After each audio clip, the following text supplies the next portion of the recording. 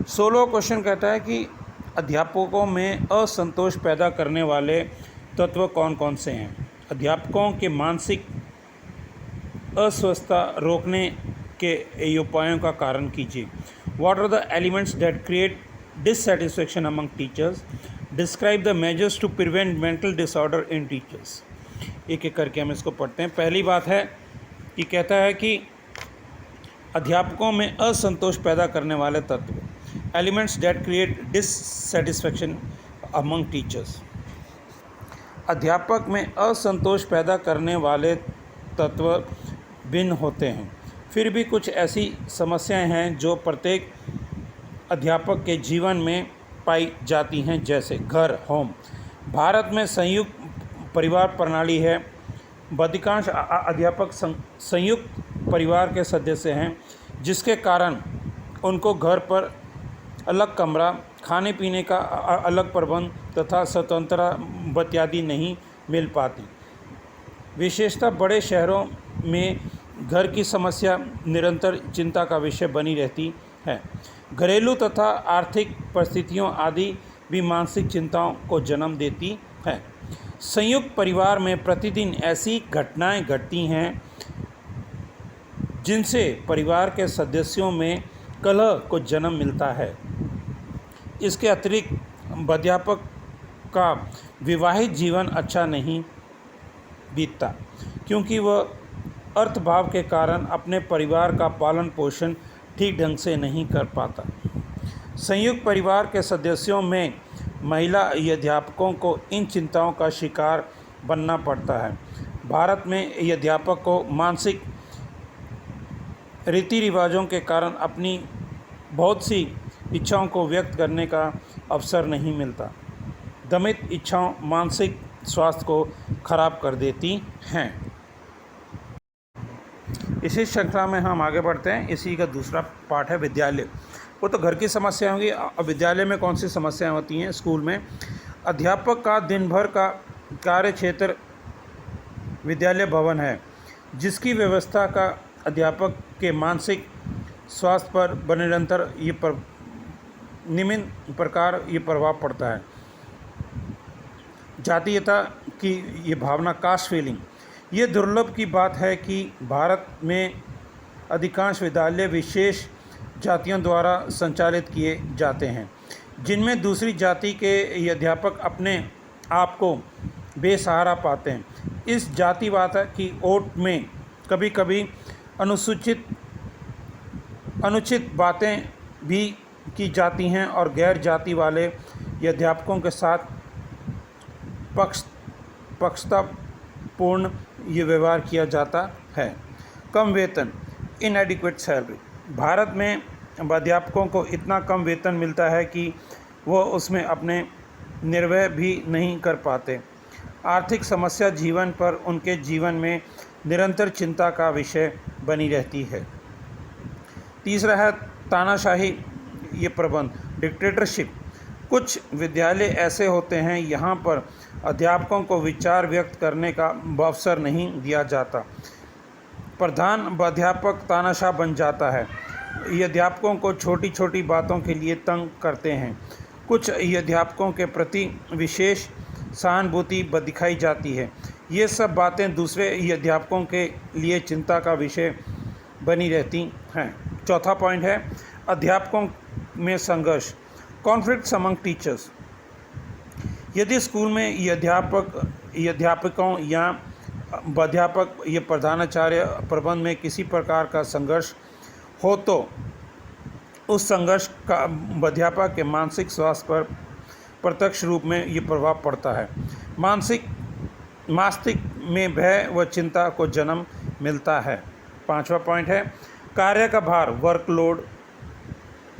भारतीय विद्यालयों में कम से कम अध्यापकों से अधिक काम लिया जाता है। अध्यापकों को उचित सुविधाओं की व्यवस्था नहीं होती है।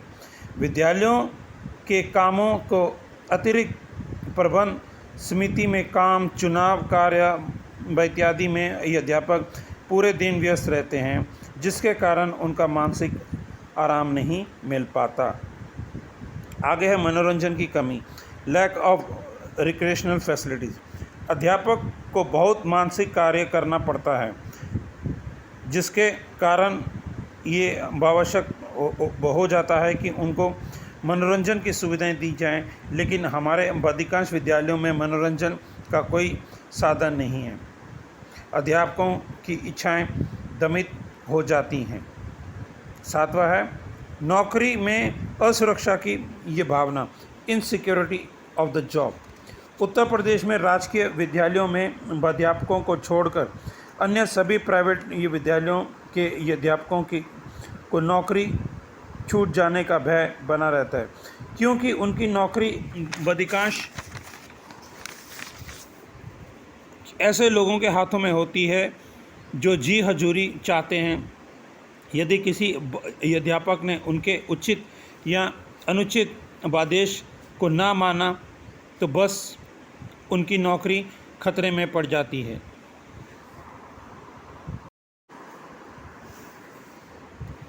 आठवां पॉइंट है शिक्षक की सामग्री का अभाव, लैक ऑफ टीचिंग मटेरियल।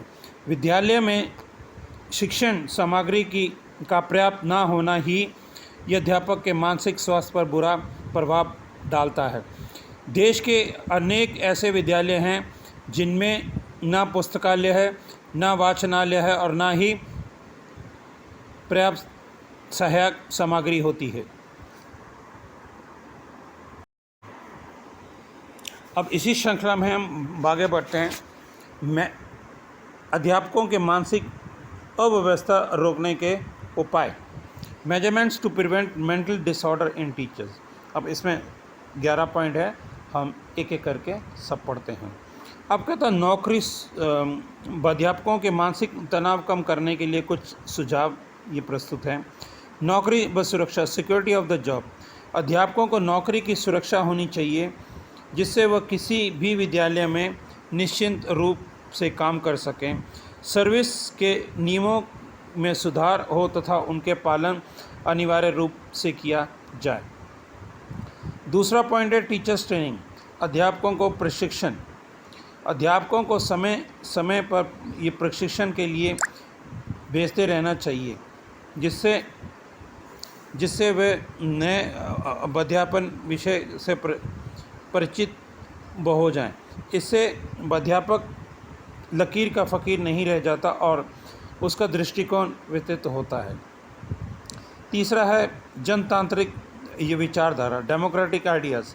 प्रत्येक अध्यापक को उनके विचार व्यक्त करने का अवसर देना चाहिए। प्रधानाध्यापक का ये अध्यापकों के प्रति सहानुभूति व्यवहार होना चाहिए।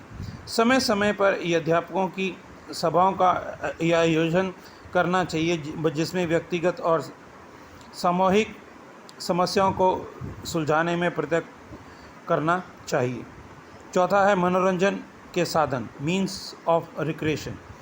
प्रत्येक विद्यालय में ये अध्यापकों के लिए मनोरंजन के विभिन्न साधनों का प्रबंध किया जाए, इसमें अध्यापकों में तनाव कम होगा।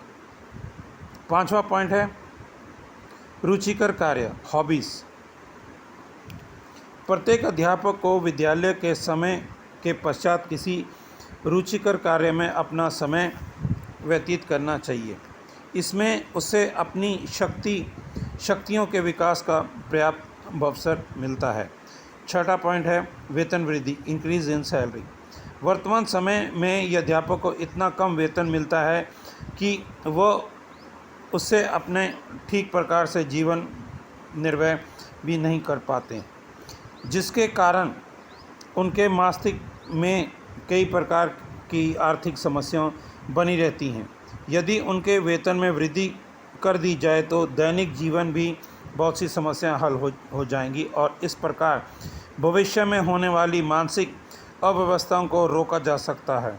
अधिक वेतन मिलने से अध्यापक अपने आप को समाज में अन्य वर्गों से समान समझने लगता है और उसकी सामाजिक तथा आर्थिक स्थिति अच्छी हो जाती है। अब इसी श्रृंखला में हम आगे बढ़ते हैं। सातवां पॉइंट विद्यालय का वातावरण, स्कूल क्लाइमेट या एनवायरनमेंट कह लीजिए आप। विद्यालय का वातावरण अध्यापक के मानसिक स्वास्थ्य का प्रत्यक्ष रूप से ये प्रभाव डालता है। वातावरण सहयोग और सहानुभूतिपूर्ण हो, पक्षपात तथा जाति यथा की भावनाओं को कोई स्थान ना दिया जाए। 8वां पॉइंट है सामाजिक कार्यों में रुचि, इंटरेस्ट इन सोशल वर्क। अध्यापक को समय समय पर सामाजिक कार्यों में रुचि लेनी चाहिए। समाज में विभिन्न क्रियाओं के हाथ बटाने चाहिए। 9वां पॉइंट है कार्य में भार से कमी, लेस वर्कलोड। आजकल अध्यापकों को इतना अधिक काम करना पड़ता है कि वह हर समस्या व्यस्त रहते हैं, जिसके कारण उनके मन में कई प्रकार की चिंताएं बनी रहती हैं। अध्यापकों को अध्यापन में अधिक मानसिक कार्य करना पड़ता है, इसलिए उन पर काम का भार कम होना चाहिए। 10वां पॉइंट है अन्य सुविधाएं, अदर फैसिलिटीज़। अध्यापकों को दूसरे व्यवसायों की भांति चिकित्सा, बच्चों की शिक्षा, घर तथा पेंशन इत्यादि की सुविधाएं मिलनी चाहिए। 11वां पॉइंट है अध्यापन की सुविधाएं, फैसिलिटीज़ ऑफ टीचिंग। विद्यालय में स्थान तथा अध्यापन सामग्री की सुविधाएं दी जानी चाहिए, जिससे शिक्षक उचित रूप से पढ़ा सकें। इसी के साथ क्वेश्चन नंबर 16 हमारा समाप्त होता है। धन्यवाद।